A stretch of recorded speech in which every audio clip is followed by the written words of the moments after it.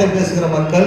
அந்த கூட்டத்துல காலையில அந்த கிழக்கு வெளுக்கும் போது அந்த பட்டணத்தை அழிவில் இருக்கிற அந்த பட்டணத்துல அழிவின் பாதை, மரணத்தின் பாதை, துன்மார்க்கருடைய குழி, அப்படிப்பட்ட பட்டணத்திலிருந்து லோத்துவையும் அவருடைய மனைவியும் 2 குமாரத்திகளையும் 2 தூதர்கள் என்ன செய்தாங்க?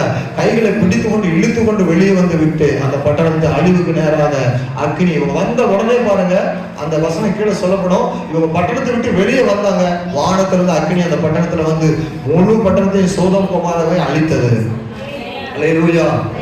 இந்த உலகத்துல நம்ம இருந்த இடம் எப்படிப்பட்டதுன்னு நினைக்கிறீங்க? நம்முடைய வாழ்ந்த வாழ்க்கை, நம்முடைய இனம், நம்முடைய உறவு, நம்முடைய குடும்பம் எல்லாமே அழிவின் பாதையில போய் கொண்டிருந்தாங்க. இயேசுவை சரியா ஆராதிக்க முடியல, பாவ மன்னிப்பு கிடையாது, உண்மையான தேவனை ஆராதிக்கல. உங்களை என்னையும் ஆண்டவர் இழுத்து கொண்டு வந்தார். ஆண்டவருக்கு மகிமை. மத்தேயு சுவிசேஷம் 14ஆம் அதிகாரம் 30-31, ரோமரின் புத்தகம் 7ஆம் அதிகாரம் 24-25, இது கூட ரொம்ப தெளிவு